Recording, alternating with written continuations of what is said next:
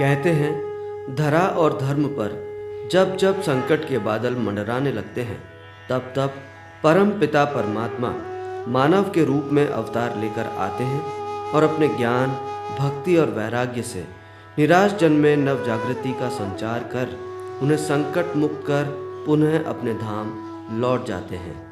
ऐसे ही एक अवतारी नर श्रेष्ठ थे स्वामी श्री रामचरण जी महाराज, जिन्होंने दस्यु दलों एवं विदेशी आक्रांताओं से पीड़ित निराश लोगों को निर्गुण भक्ति से जोड़कर उन्हें संबल प्रदान किया तथा निर्गुण भक्ति की राह दिखा राम स्नेही संप्रदाय की स्थापना की।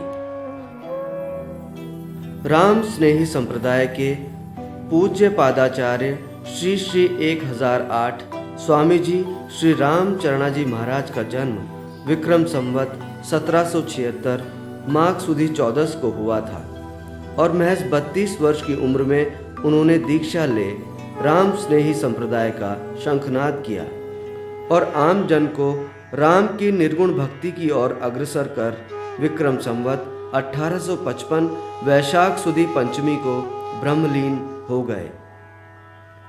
स्वामी जी के जन्म के 292 वर्ष बाद आज भी उनके हितोपदेश ब्रह्म वाक्य की तरह अकाट्य हैं।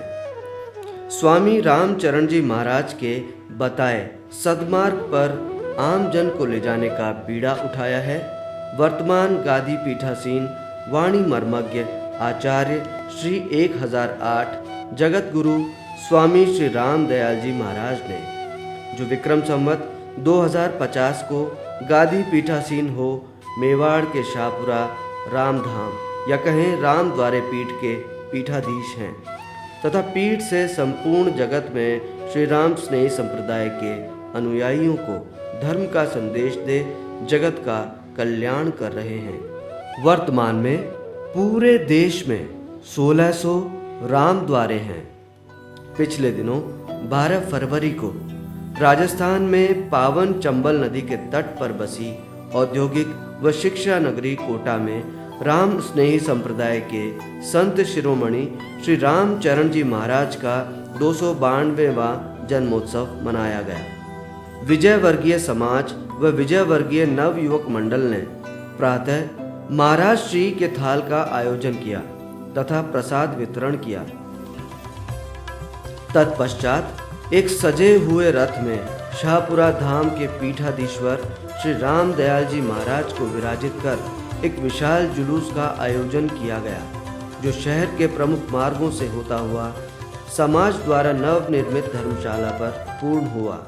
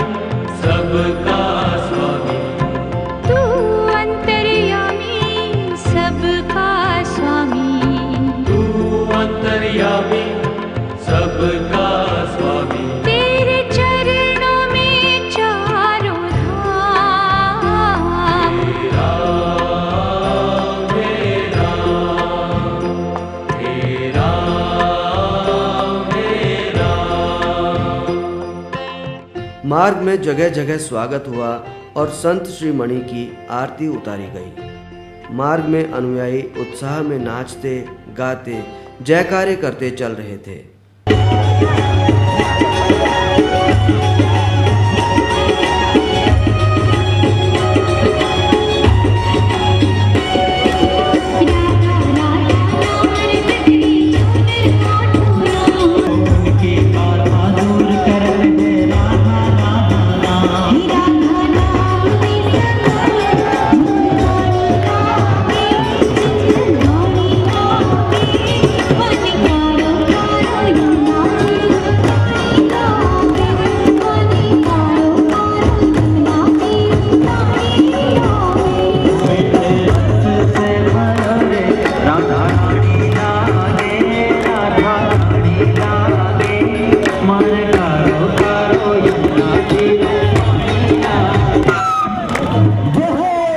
विजयवर्गीय नवयुवक मंडल कोटा जो प्रतिवर्ष स्वामी रामचरण जी जयंती महोत्सव मनाता है, इस बार उसने विशेष कार्यक्रम रखा और 4 दिन तक अंतर्राष्ट्रीय राम संप्रदाय के पीठाधीश्वर जगत गुरु श्री 1008 स्वामी रामदयाल जी महाराज ने 4 दिन का प्रवास कोटा में स्वीकृत किया और वो उस कार्यक्रम को अंजाम देने के लिए पूरे विजयवर्गीय समाज के कार्यकर्ता एकजुट होकर और सभी ने सफलता से इस कार्यक्रम को अंजाम दिया। विजयवर्गीय नवयुवक मंडल कोटा द्वारा आयोजित स्वामी श्री रामचरण जी महाराज के जयंती महोत्सव का ये आज विशाल आयोजन यहाँ कोटा में किया गया है। इस अवसर पर अंतर्राष्ट्रीय राम स्नेही संप्रदाय के पीठाधीश स्वामी श्री रामदयाल जी महाराज कोटा में रामचरण जयंती के अवसर पर पधारे हैं। 4 दिवसीय जयंती महोत्सव का यहाँ आयोजन कोटा में किया गया। 3 दिन से महाराज श्री के थाल की व्यवस्था छोटा राम द्वारा किशोरपुरा में की जा रही है। शाम को 6 से 9 प्रवचन का आयोजन किया जा रहा है। आज का ये कार्यक्रम महाराज श्री के 292वें जयंती समारोह के रूप में मनाया गया है और इस अवसर पर हमने एक विशाल रक्तदान शिविर का भी आयोजन किया है, जो कि हम हर साल करते हैं। पिछले वर्ष हमने लगभग 75 यूनिट रक्तदान किया था और इस वर्ष हम लगभग 100 यूनिट रक्तदान करने का हमारा टारगेट है, जिसको हम बहुत जल्दी अचीव करने वाले हैं ताकि ये रक्त जरूरतमंदों के काम आ सके। यही हमारे लिए 12 शिविर है। लगभग 2 घंटे के समय के पश्चात विराट जुलूस धर्मशाला प्रांगण में पहुंच धर्म सभा में बदल गया तथा वाणी मर्मज्ञ जगत गुरु स्वामी श्री रामदयाल जी महाराज का धर्मोपदेश आम जन ने बड़े मनोयोग से कृतज्ञ हो सुना। इस संप्रदाय का नाम राम स्नेही क्यों रखा? राम से स्नेह करने वाला राम स्नेही। राम स्नेही शब्द किसी संप्रदायवाद का प्रतीक नहीं है, बड़ा व्यापक, हृदय स्पर्शी और सार्वभौमिक सिद्धांत को प्रतिपादन करने वाला है। सार्वभौमिक सिद्धांत को प्रतिपादित करने वाला है। वो कैसे? जो राम से स्नेह करे वो राम स्नेही। लेकिन एक परिभाषा और याद रखिए कि राम जिससे स्नेह करे वो कट्टर राम स्नेही। अब राम किससे स्नेह करेगा? जो समाज को पतन के गर्त में ले जाए, क्या राम उससे स्नेह करेगा? जो मेरे पवित्र भारत राष्ट्र की मर्यादा, संस्कृति, चरित्र को रसातल में ले जाए, क्या राम उससे स्नेह करेगा? इस धरती पर मर्यादा पुरुषोत्तम राघवेंद्र सरकार का अवतार अगर हुआ है तो आदर्श सिद्धांत और मर्यादा की स्थापना करने के लिए आराध्य प्रभु राम का अवतरण हुआ है। और स्वामी रामचंद्र जी महाराज का प्रकट क्यों हुआ है? सुनो, भगवान राम ने अवतार लेकर के रावण का वध कर दिया, पर रावण का सुधार नहीं हो पाया। परमात्मा का अवतार उद्धार के लिए हुआ और महापुरुषों का अवतार समाज और राष्ट्र के सुधार के लिए हुआ है। इस बात को आप ध्यान रखिएगा। भगवान राम ने अवतार लेकर के रावण का उद्धार कर दिया, रावण का वध कर दिया, मार दिया, पर रावण की बुराइयों को नहीं मार पाए। महाप्रभु रामचरण जी महाराज ने जिस काल में अवतरण लिया और मानवता पर कितना कुठारा घात हो रहा था, मानवता चरमरा रही थी, ऐसे विकट संकट काल में रामचंद्र जी महाराज ने अवतार लिया। और शनिवार को लिया। क्यों लिया शनिवार को अवतार? मेरे समाज और राष्ट्र पर शनि की साढ़े साती छाया का गहरा असर था। महाप्रभु रामचंद्र जी महाराज राम स्नेही नहीं थे, राम स्नेह के अवतार हैं। और राम स्नेह के पीछे जितने चले वो सब राम स्नेही कहलाए हैं, वो सब राम स्नेही कहलाए हैं। कोई राम स्नेही शब्द संप्रदायवादी अभी आज पैदा नहीं हुआ 250 साल में। मैंने बाबा तुलसी को मोबाइल करके पूछा इस राम स्नेही शब्द के बारे में आपकी क्या राय है? आपने मुस्कुराते हुए कहा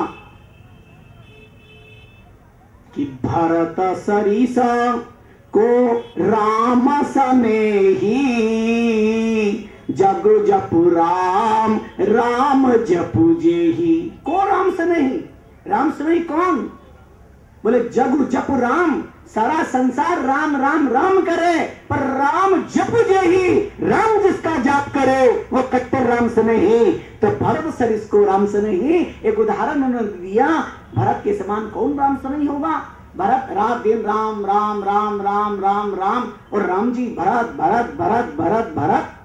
कट्टर राम स्नेही थे संकादिक, उनकी परंपरा चली। कट्टर राम स्नेही थे शिव जी। शिव जी निज दिन राम उचारे, राम बिना दूजो नहीं धारे, पार्वती को राम सुनायो, राम बिना सब झूठ बतायो। कट्टर राम स्नेही थे। इसीलिए जाति विशेष राम स्नेही नहीं, जो राम से स्नेह करे वह राम स्नेही। और राम स्नेही की आचार संहिता बनी हुई है। इष्ट राम रमती तान को पुट दइये, पग नंगे गुरु दर्शया की मुठ गई है। विषय त्याग विष वचन हास खलत नहीं जाने, हानि वृद्धि को वार भरोसो हरि को आने।